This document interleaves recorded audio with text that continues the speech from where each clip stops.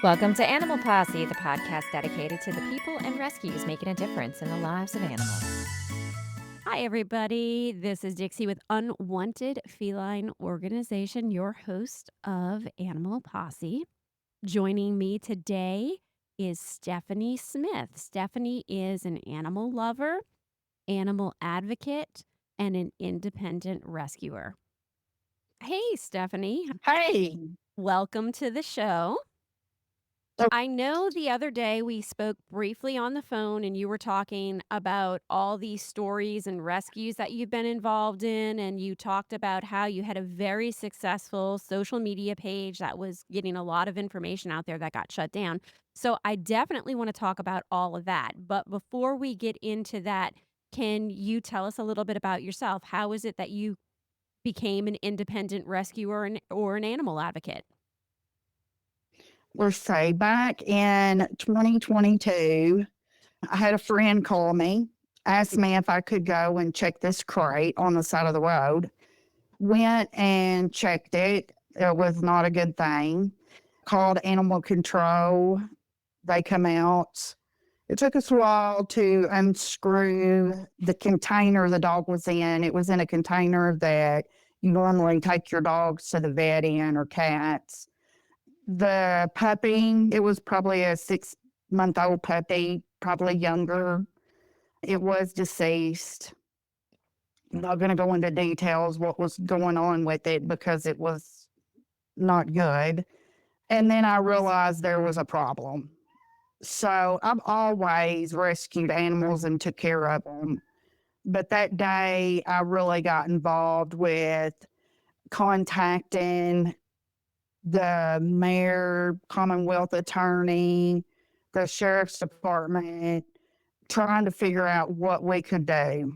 And the problem that people don't see is there's not enough manpower in these positions, and there's not enough people like me.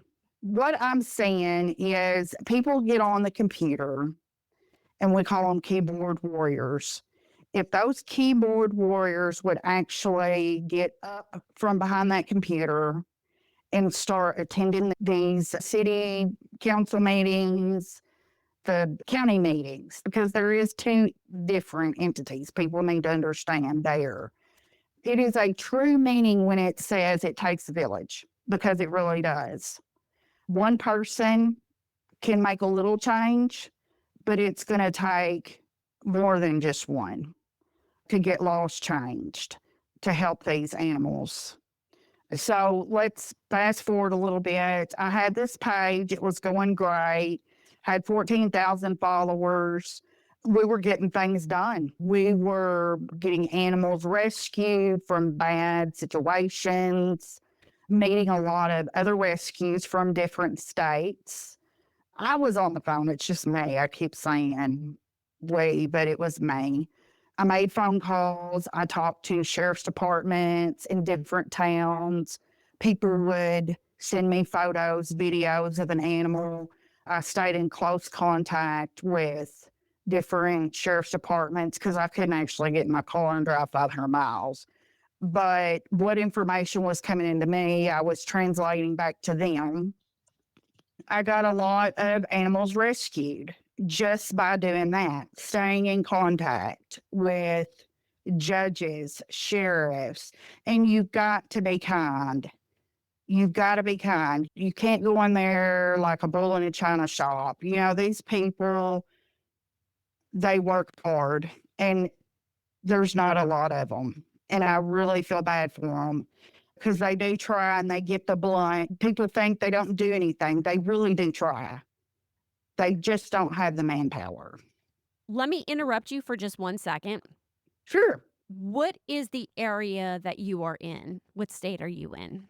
I'm in Kentucky, but I was mainly going to focus on Kentucky on my page.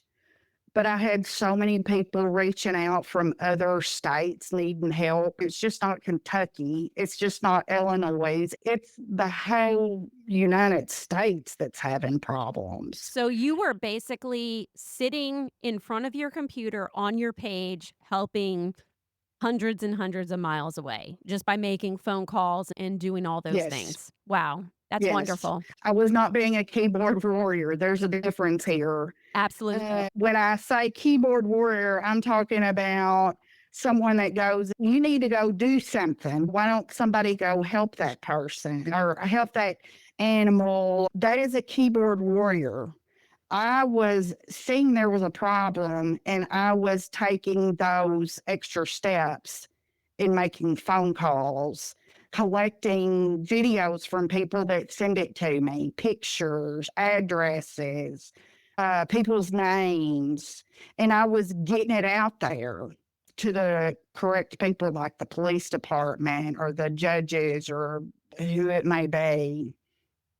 And I'm gonna tell you, I met a lot on the phone. Didn't meet them in person. Met them over the phone. I met a lot of very kind-hearted sheriffs, judges, lawyers. They care. They care, but they can only go so far. And then it takes the citizens to jump in. It really takes a village. It takes all of us. When you say that you need the citizens to jump in, explain why you need that to happen. Okay. Let me give an example. I'll just give you an example that something that happened to me. If I was someone that did not get involved, I seen someone physically beating their dog. This really happened. Beating their dog, kicking it, punching it, really abusing this dog. Now, see, if I didn't get involved, I could just shut my door and the problem would never get solved. The animal would continue to be abused. But the person I am and the community and the citizens getting involved, I stepped out and said, you don't need to hit that dog no more.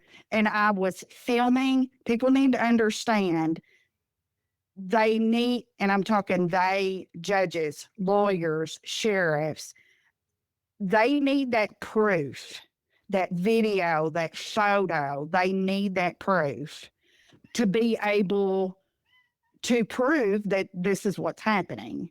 So I took the initiative to get involved, take the video, take the pictures. I called 911 and said, hey, send somebody out here.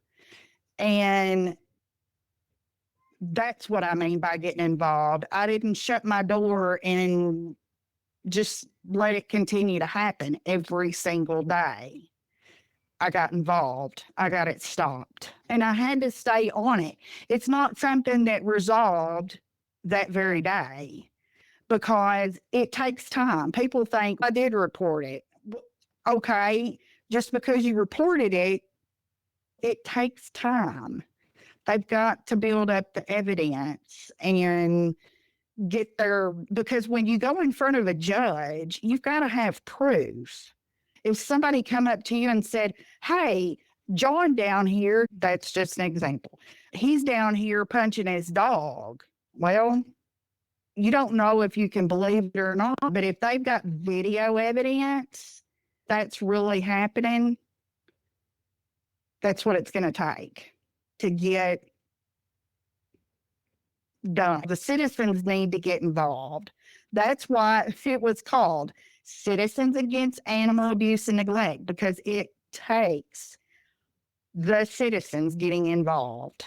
Not just one, not just one citizen. It takes the citizens, everybody getting involved. I would go to meetings down at the courthouse. You know, they're going to listen to 50 people instead of just one. And when you're the only one standing there, it makes it look like you're the chirper because it's okay, wait.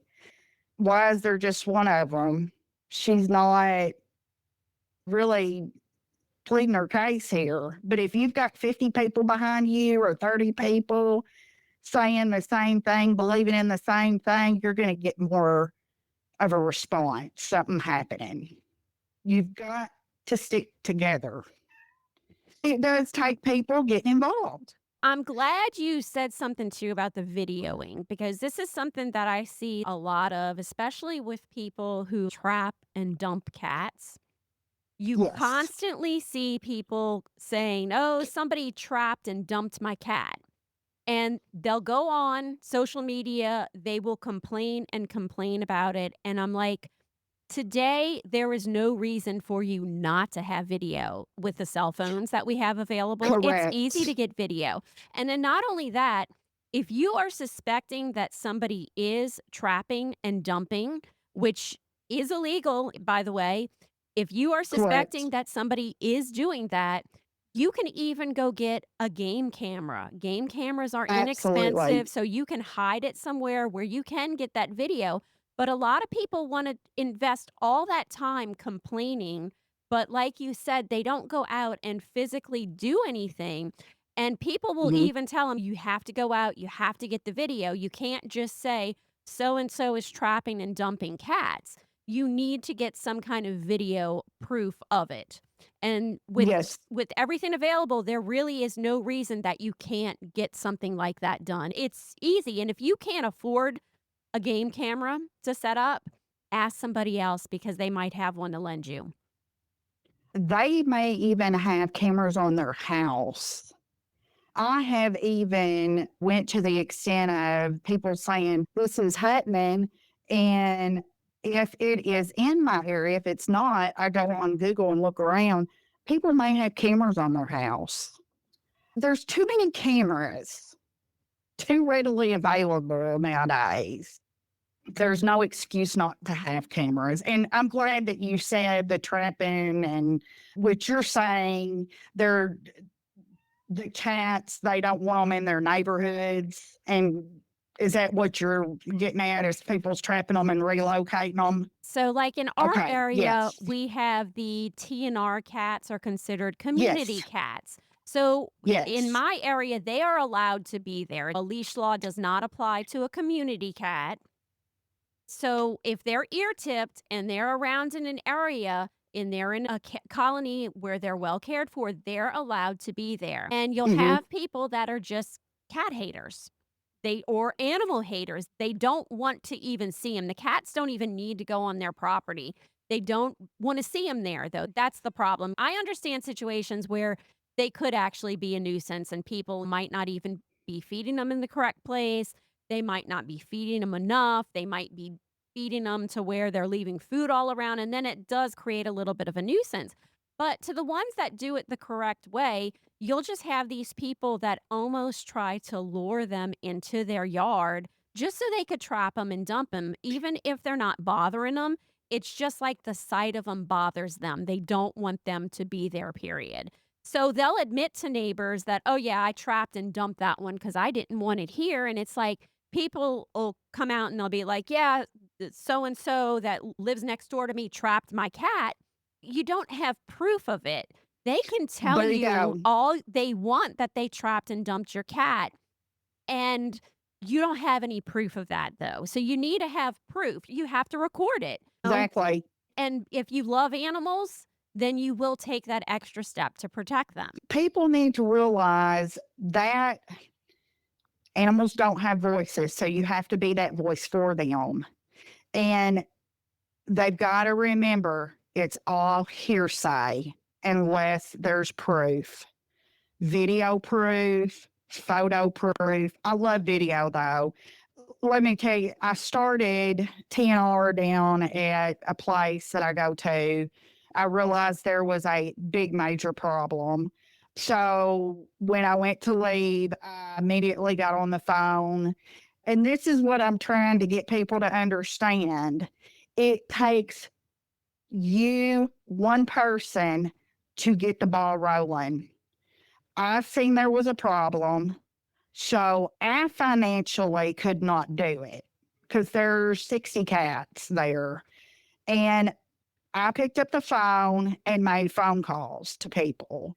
I was like, "Hey, do you know somebody that can help me financially get these cats fixed? What do I need to do? Who do I need to call?" And it ended up, I did find somebody that had a grant and was like, let's get them fixed.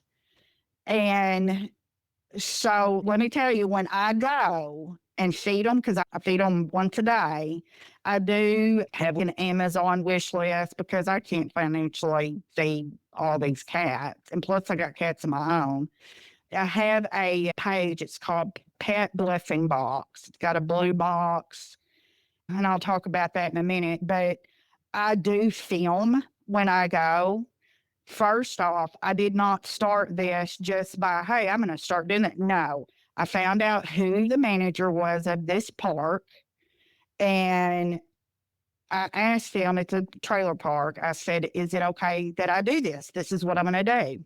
I'm going to bring these cats back. They're going to be fixed. They're going to have their rabies shots and they'll have an ear tip when they come back. And if I'm lucky, can get them home. Absolutely thrilled to death that I was doing this.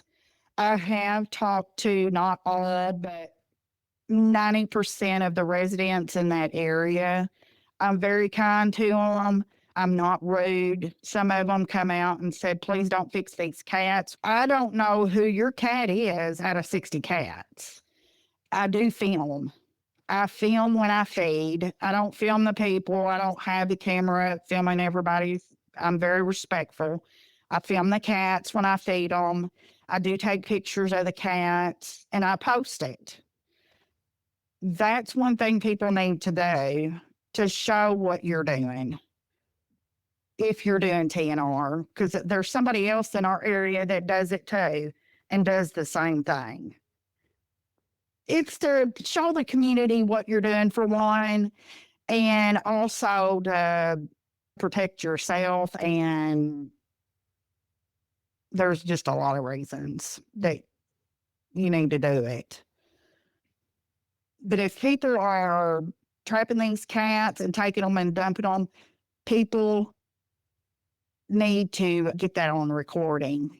Or maybe go up, push record on your phone and go up and talk to them and say, hey, are you doing this? And if so, why? How can we fix this? Because I had a neighbor in my neighborhood doing the same thing, trapping the cats that I was getting fixed. He said, I didn't like the cats coming in my yard. And I said, there is deterrents that you can buy. There's stuff that you can put around in your yard. And I do tell them the benefits. Cats keep mice and snakes and things that you don't want coming in your home or around your home. They keep them down. So maybe talk to them about that as well, if that's what they're doing. But definitely get that proof that they're doing it. Yeah, see, I had a situation a couple of months ago. We have a feral and he had passed away suddenly. Oh, no. I went back on my cameras and I looked from the time that we fed him the day before to the time that we found him. We looked at all angles just because I wanted to make sure that nobody did come intentionally put some food out or Mhm. something to harm him. In this case, no. It turned out when we told my vet, her best guess would be like he threw like a blood clot or something like that, and that just caused him to pass away. Mhm. But it was beneficial to have those cameras to know that we knew that nobody came and gave him something that he wasn't supposed to get. Nobody came and harmed him. And at least that Yes. gave us some bit of closure on that because it's upsetting when they're fine one day and they're like that the next, and you just don't know what could have happened. You don't want somebody coming up Yes. and kicking him or hitting him or leaving out something that he should not be eating. At least with those cameras, it did give us that peace of mind, because and it took us a long time, but we went back and we watched every single angle to track him to see where he was, and he never left the property, he stayed within the property, so nobody did harm him. So it was just, like I said, peace of mind knowing that. Oh, absolutely. Yeah, you've got to have that proof. Most definitely. Tell us a little bit about the pet blessing box. I noticed that there was on the pages that I follow, people would be on there asking for cat food or dog food that they couldn't make it maybe a couple of days until their next payday or whatever. So at my church, we have a blessing box for the people. And I thought, this is something that nobody has around here for pets. So I talked to my church and they were great with it. They said that would be awesome. I gave my husband a plan on how I wanted it built. So he built it and we installed it. Because I didn't have my citizens page anymore, which I have been trying to appeal since May of 2025, I'm still trying to get it back. It's just sitting there. I went ahead and made the pet blessing box page. People send me food to feed the cats in the colony down here, and they also send me food, or people can stop and put food in the box. The box has helped a lot of people. I've had people contact me and say, hey, just for a couple of days. A lot of times I'll take it to them because some people don't have cars, so I'll take the food to them. Sometimes they'll meet me over there to make sure that they actually get the food because I don't want to put it in the box and somebody else come and take it when this person's in need right now. So the box is there basically. A person can put food and they'll have like pet clothes and collars, and that's just fine. Anything for a pet, people put in it. And I've known it's helped a lot of people. And I'm really thrilled because it was something I was hoping that would be like a virus and spread. People would start picking it up and doing it. Other places would do it. So now out by the mall area, they have a pet blessing box out there now. It's taking time, but it's happening. And I'm glad that it's happening because we don't need just one, we need more than just one box because it's just not in this area that needs help. It's all over. I do ask people, I put a sign in there because, and I know this is going off topic, but I did reach out to people and talk to them in other states that had pet blessing boxes. When people put things in boxes, this is even in the people box, they need to cut that barcode off because I didn't know people actually take the items and try to return them. I learned something every day. A lot of times I write donated on the food because people will take it and resell it. Even if the barcode's gone, they try to resell it. It's just part of it. Wow. But that was off topic. So It's good information to know because I will tell you, I feel inspired now. I am already thinking about going to approach a few churches in my area with a pet blessing box because that is a phenomenal idea. I'm going to tell you something. It says a lot about a church when they love animals. To me, that means a lot. And I've had people reach out from Wisconsin, California, different areas, and ask where the church is. I'm like, it's in Kentucky. And they said, if it was here, we would go because with a church caring about animals, also, that means a lot. And another thing that I'm going to talk to my pastor about is having pet blessings. Set a day aside for our pastor to bless animals for people to come up and bring their animals to be blessed. Because to me, animals have souls and they're going to go where we're going and they're going to wait up in heaven for us. I feel that way. I feel that they've been put here to comfort us, to show us what true love is, and they should be treated kindly and they need blessings too, just like we do. So that's something I've been meaning to talk to my pastor about is setting a day up for that. Absolutely. And encourage people to donate. And also the news station around here did a story on it on the box to try to get the word out. so people know that the box is there to donate. Let's help each other because we do come up on hard times, especially nowadays. When there's a lot of elderly people that has called and said, I don't know what to do. Do I feed myself? Do I buy my medicine? Or do I get my pet some food? If you can offer just a little bag of food, that takes a lot of pressure off of somebody. And plus, you're feeding that animal. Yeah, it does, and it keeps them in a home because I don't think a lot of people realize how difficult it is to rehome an adult animal, and not just because of the scarcity of homes for them, but it's also so stressful for the animal that a lot of times, especially like an older cat, will grieve themselves to death because they're used to being with one person their whole life. If you're on hard times, it's a lot easier for you to ask for help and ask for food and ask for litter than it is to rehome that animal. Yes, ma'am. And I've got an example. Matter of fact, he's listed on my page, on the Pet Blessing Box page. I need to film him.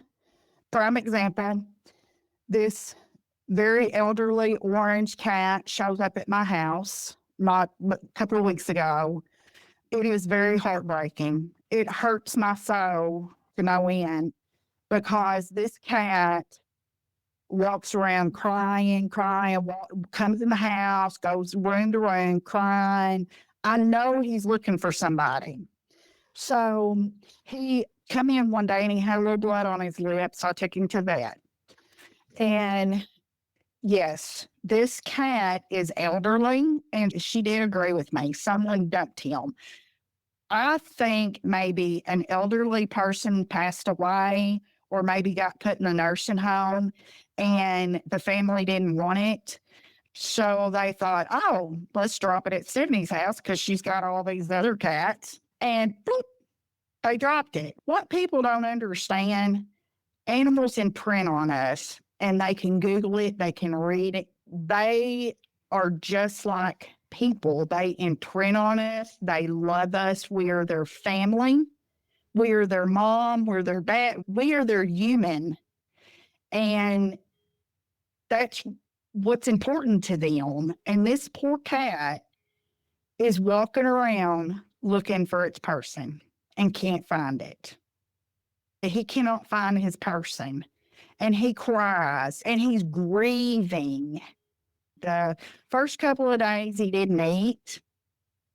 And because I took the time with him and I held him and just showed him some compassion, he's starting to eat now, but he's still looking for his person because I'm not his person.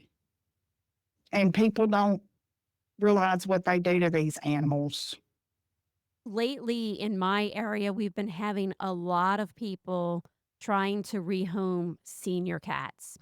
And Yeah, currently they're in a home and they'll have these random reasons why they cannot keep their 10, 11-year-old cat. But I'm going to say in the last week, it was about 8 cats that I saw that that people is were so trying to rehome. heartbreaking. And I know I've spoken to 2 different people, and I'm very frank with them because as a rescuer, I feel it's my responsibility to educate Mhm, them. And I will tell them that, "Look, I understand you might have something going on in your life, I understand that, but I also want you to understand that rehoming these elderly cats, because I mean, they are mhm. seniors at this time, and I'm like, Yeah, they've been with one person their whole life, and I'm like, rehoming them, they are likely going to grieve themselves to death, and it happens and all they of the will. time." And I've had 2 people cry this week because I've told them that. But at the same time, it's also something that needs to be said because a lot of the times, I think they just think they'll just go into a new home and they're fine. And it They'll it never does be fine. it doesn't work that way. And a younger one, you might have a better chance at, but even the younger ones grieve. They get really pissed off. I read because I wanted to find out when they imprint on a person. I'm thinking it takes, now don't quote me on this. I think they could get up to 6 months old or 6 weeks old and imprint on you. I mean, they imprint fast. People need to take that in consideration. They need to sit and think. That's like getting rid of their child. I know people get mad at me when it's different than a human child. I get that, but they love us. These animals love us. And when you take an animal, you take that animal for life. Don't take that animal just because it's cute. And it's going to get older and you're going to get older and life changes. And you just need to know that when life changes, that animal's going to stay with you. I don't think I've ever rehomed an animal. Not mine. All the cats that I have been dumped on me. When the pandemic hit, I never had cats, not that I hated them. I just had dogs and chickens. But when the pandemic hits, someone dumped 22 cats on me. And I thought, oh my gosh, what am I going to do? Well, what I did, I reached out, I got them fixed, and there you go. And I feed them every day, and they love me, and I love them. I didn't ask for them; they just were dumped on me. But I'm not going to be mean to them. Let me ask you before we end the call. You had this very successful social media page. You said it was Hmm. Citizens Against Animal Abuse and Neglect. So it got shut Yes, down. What led to it and getting shut down? and I had no idea why. Facebook did not send me an email. All my admins were took off, and I've sent appeals.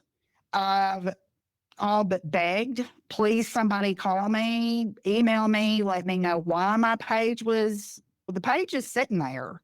It's just sitting idle.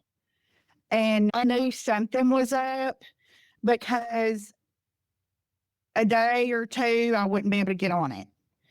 And then I'd be able to get on it. And then I wouldn't be able to get on it. And then I had to go through the back door through Instagram to get on it. And so I put on there to follow my Instagram account because I was trying to keep my page going. And they shut my Instagram down and my Facebook. They didn't shut it down. It's still floating out there. I can't get on it.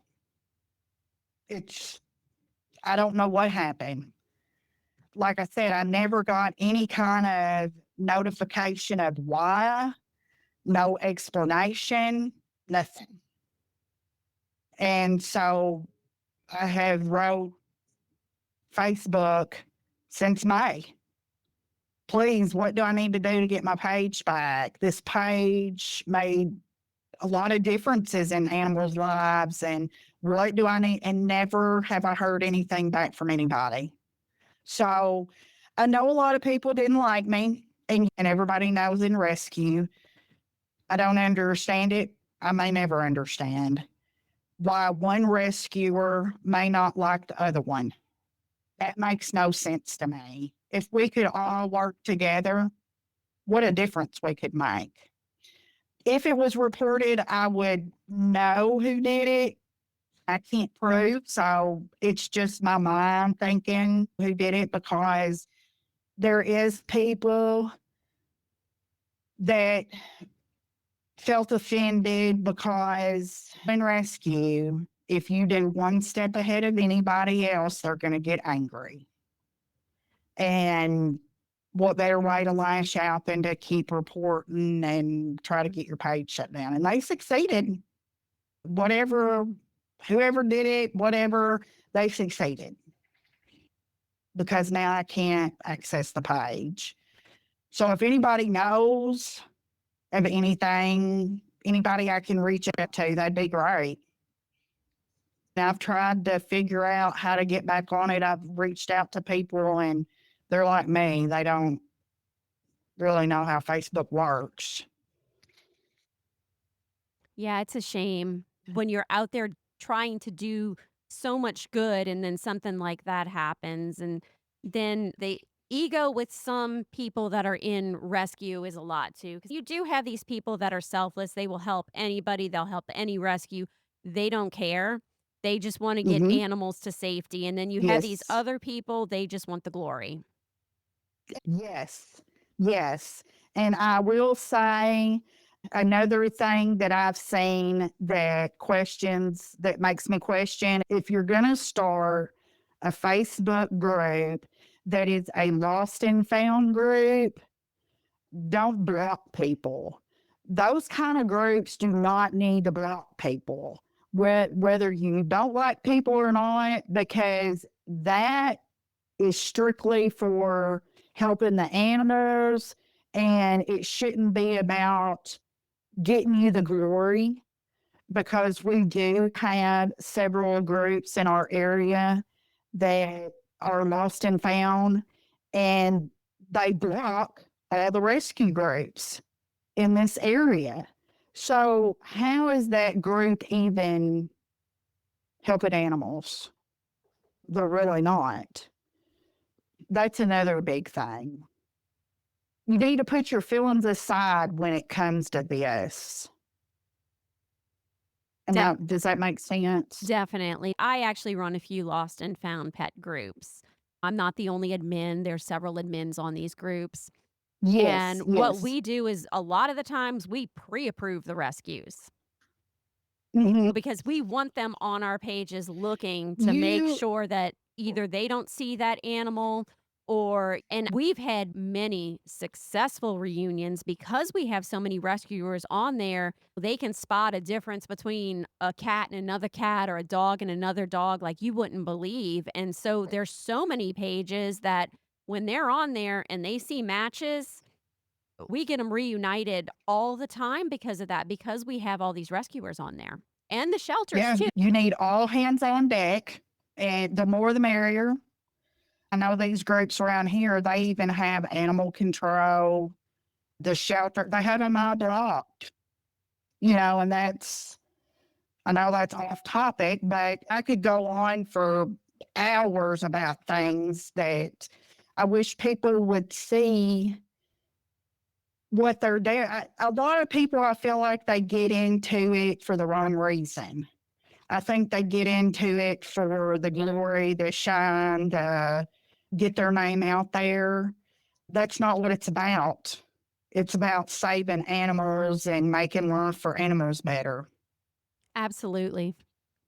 Thank you so much for coming on to speak with me today. I enjoyed listening to everything that you do. And like I said, I'm definitely going to start reaching out about getting pet blessing boxes around because that is a Yes, that would be phenomenal wonderful. idea. Yes. And if anybody knows anything I need to do to get that page back, Citizens Against Animal Abuse and Neglect, have them contact me, because I've really tried hard to get it back and I've been unsuccessful.